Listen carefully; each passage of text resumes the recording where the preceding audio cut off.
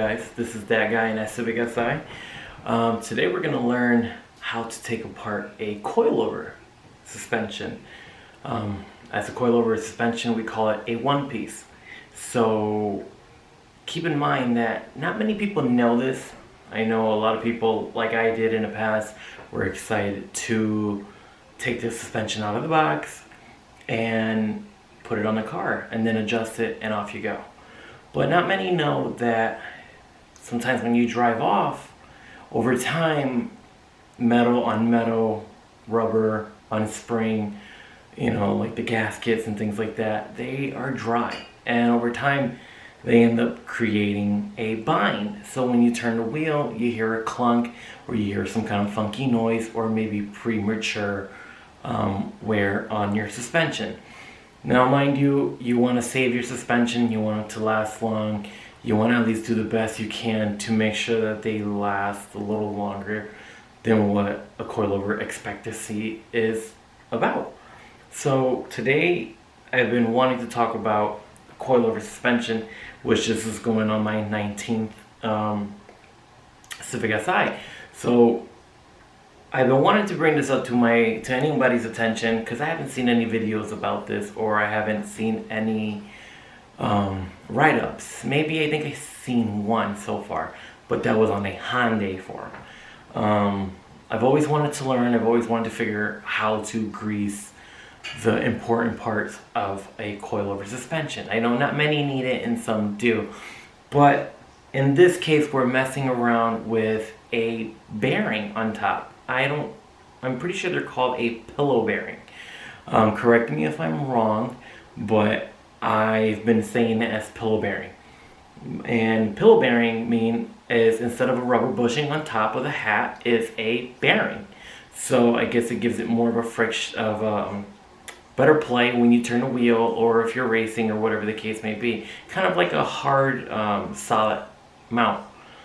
So what I want to do today is I want to show you the parts where you need to grease and where you don't need to grease.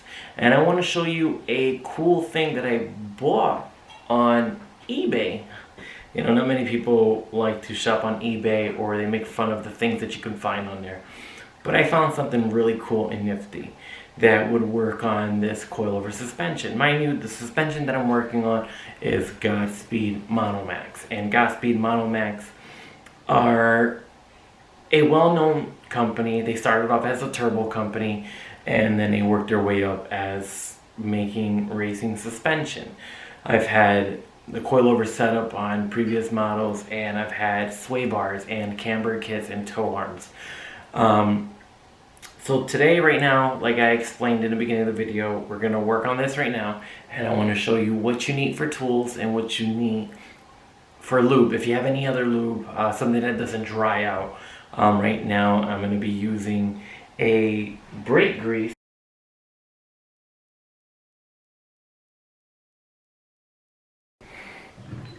Okay, so right now I'm going to show you what's taking apart, because I did this in the beginning stage to learn how to take it apart and put it back together. It's been a while I've done this, but I already taken one apart, so I know how to do the other, and it's very simple, so I can show you how it works. So this is what you're going to need for tools. I suggest that if you're not comfortable doing this, do this with a well-known mechanic that is intelligent, known on working on cars. I suggest that if you don't trust yourself, don't do it at home. I don't need you to follow my steps and all of a sudden you didn't do something right and your car falls apart. I'm not responsible or liable, but I just did this for fun because I'm a recovery addict, and I wanted to show this video to certain people that might want to know how to do this. So here we go. So here's one that I took apart. It's just a naked strut with the locking rings. It's naked as can be with the bumper stopper and a coat. So this is what I've used for grease. It's a brake caliper grease.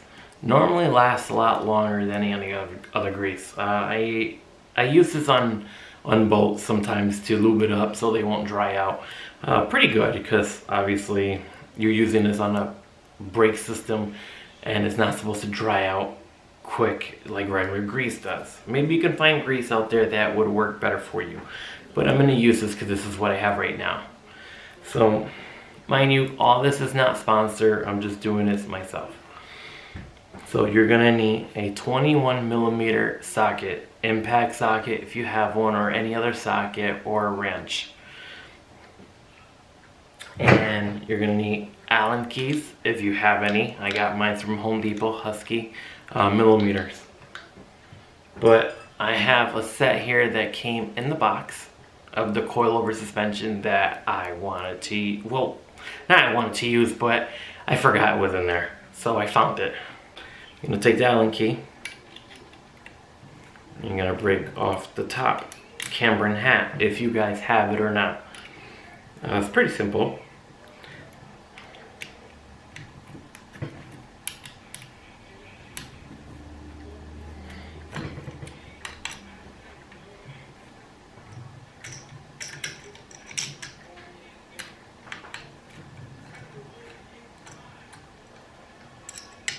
There's 4 screws on here, 4 Allen screws.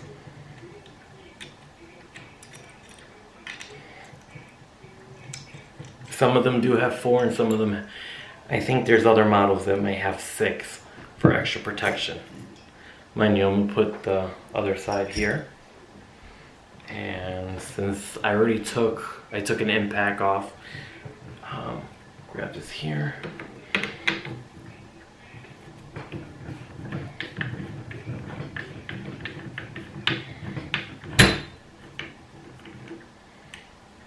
Mind you, there's a rubber ring. Some of them do and some of them don't for the dampening nipple. You take this off, which is a little cap, a little nut that comes off. You take the top off. Just straighten it out.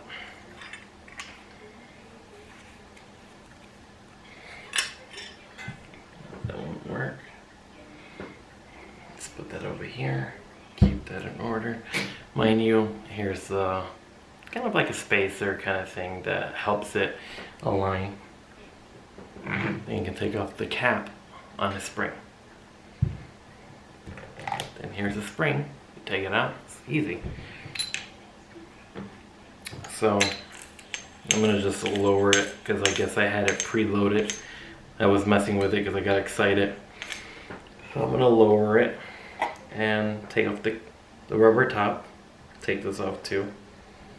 Obviously it says warranty seal. So don't open it, you'll void it. So I want to show you where to lube it. Some people may say, oh, you don't need to lube it, you don't need to do any of that. But, so there you have it. I have a greased up coilover suspension, one piece as you would call it. I say grease it. I mean, you may not want to, or others won't, but I think greasing them, if you have bearings like that on top instead of rubber mounts for tops, I say grease it. They might save you some time. They won't lock up over time in the years. So say if you have a leaking strut, it can be easily taken apart instead of them binding. And especially the springs, they won't be too tight when you turn the wheel, and you won't hear that clunking noise when you turn. That's because they're binding. I think greasing up might benefit you. I'm pretty sure that's the reason why they upgraded these the washers that sit in between the spring, the top and the bottom. They used to be rubber, now they're plastic. With the soft plastic, I don't know the word for it, but I'm pretty sure you get the point. But like I said, I think this would be a great idea for them to last long.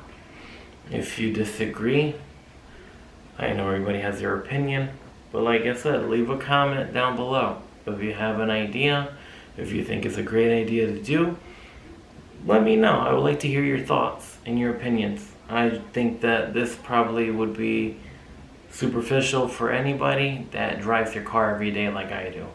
and you want them to last. If you have any questions, please feel free to leave a comment below, subscribe, and soon there will be another video. Just keep a lookout and turn on your notification. I'm sure there's going to be something good that you might come across, especially pre-greasing the suspension. So, have a good day, and talk to you guys later.